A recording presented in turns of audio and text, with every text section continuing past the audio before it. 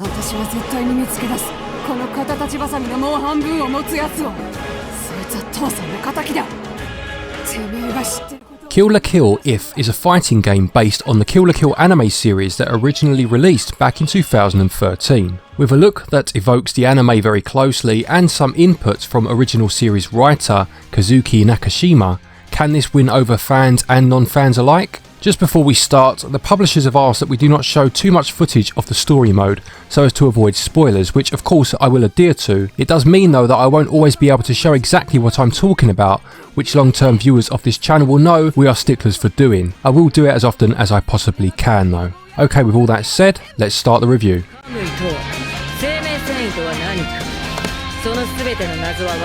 I have never watched the anime on which this game is based, but I did do a little research into it for the purposes of the review. But having said that, apologies for any mispronunciations of names or misinterpretations of story points.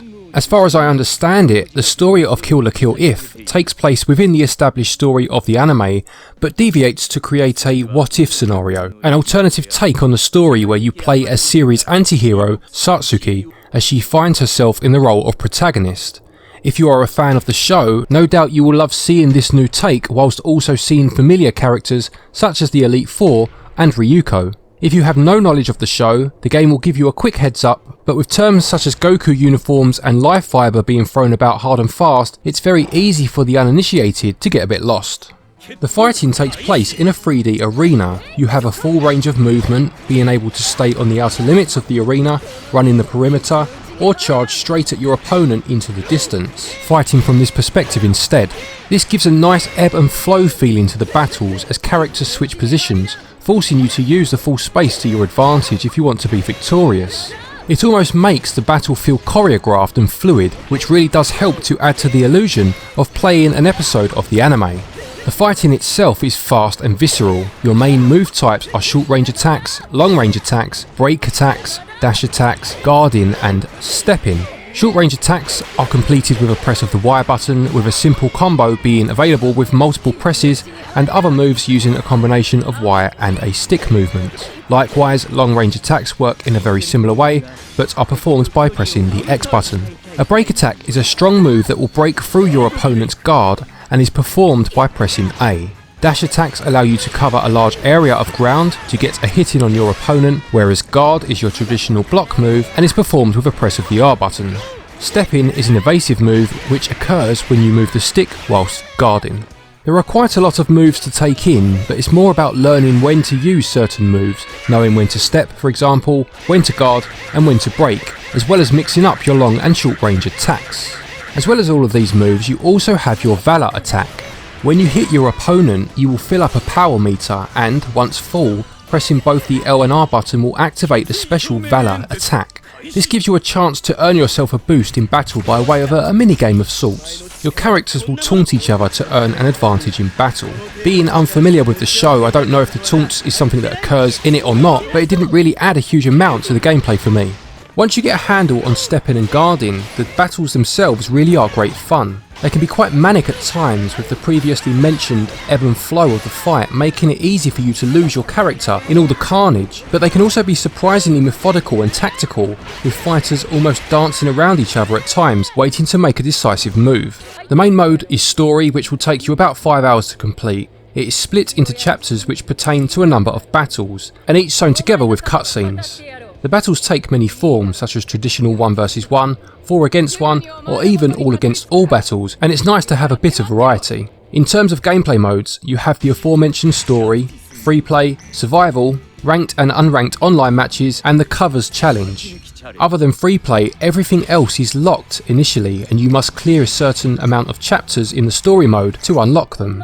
I'll be honest, personally, I was not a huge fan of this model at all. I've got no problem with characters or cutscenes being unlocked as you progress, which also happens, but when it's the vast majority of the gameplay modes locked away, it seems a bit excessive. It makes you rush through the story rather than savouring it properly. When you can't play an online match until you've cleared 5 chapters of story mode, you have to think that perhaps this was a misstep on the developer's part.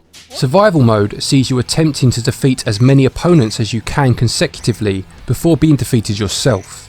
Covers Challenge is a series of time-based modes which sees you trying to defeat either 100 enemies, called covers, as quickly as possible, as many of them as you can defeat in 1 minute, or as many of them as you can defeat on 1 life bar.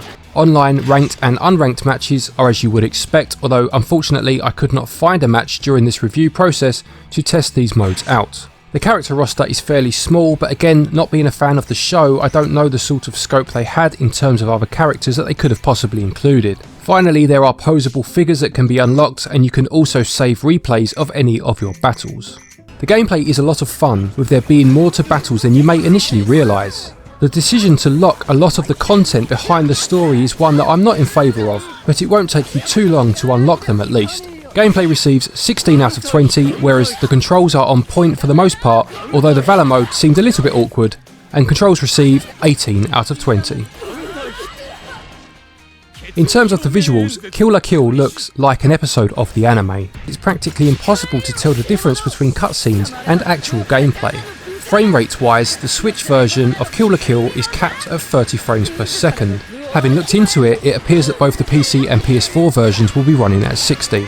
I would surmise that the developers felt it was more important that the Switch version looked exactly the same as the other versions, which it does, and therefore was able to match the anime visually, a big selling point of the game, rather than run at 60 frames. It's a difficult position to find yourself in, I suppose, as the game is meant to be a continuation of the anime, so needs to look the part, but of course on the Switch that means having to halve the frame rate. So is it a stable 30 frames?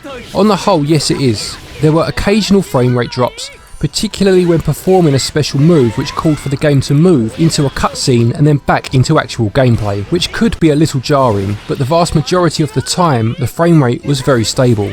It's a shame they couldn't have included a performance mode for those wanting a higher frame rate and were happy to sacrifice some graphical fidelity.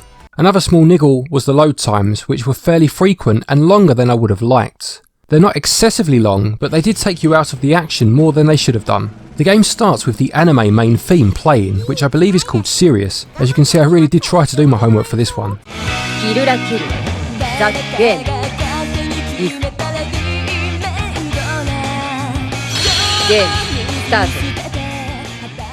And that always makes a good first impression in any game, in my opinion. The rest of the music is extremely catchy and sounds quite foreboding at times. I don't know if the rest of it is from the anime or not, but it certainly complements the game well. Kill la Kill If has Japanese voices with English subtitles by default, but the game does also include an English dub if this is more to your liking. It doesn't matter who my opponent is. All I do is collect data. 30 frames is a shame, but is understandable, although it would have been nice to see them explore the idea of a performance mode, as some other fighting games have done on the Switch. But having said that, the visuals are absolutely striking and feel like an extension of the anime, and receive 18 out of 20, whereas the audio appears faithful to the show, as much as I can say that anyway, and the English dub for those that want it is much appreciated, and it receives 17 out of 20. Kill la Kill If costs £49.99 or $59.99, and value is a very difficult one to gauge. You have to admire just how much the story mode feels like an additional episode of the anime, and for fans of the show, this alone may be worth the price. For non-fans, the gameplay itself is still fantastic fun, and I can fully endorse this having never seen the show, but not knowing what the story is about will feel a bit like being invited to a party where you don't really know anyone. I've already seen the physical version going for around £35, and I would feel much more comfortable recommending the game to non-fans at around this price. Value scores 13 out of 20, but fans of the show could easily add another 4 or 5 points to this score. To conclude, Kill la Kill If is a game that I enjoyed a lot more than I had expected to, bearing in mind I had no knowledge of the original source material, and that's a great testament to its quality and extremely high production values.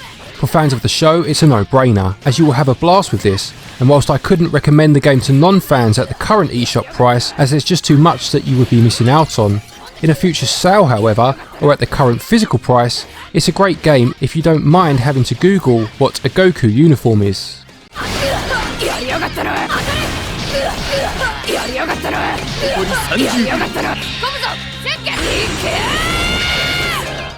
Kill la Kill gets a SwitchUp score of 82%. Thank you everyone as always for watching. I hope you enjoyed this review. Please do remember to leave a like if you did. It was quite a tricky one to review not knowing the source material, so I hope I did it justice. Anyway, a quick thank you to all of our patrons as always for your continued support, and to each and every one of you for watching our videos.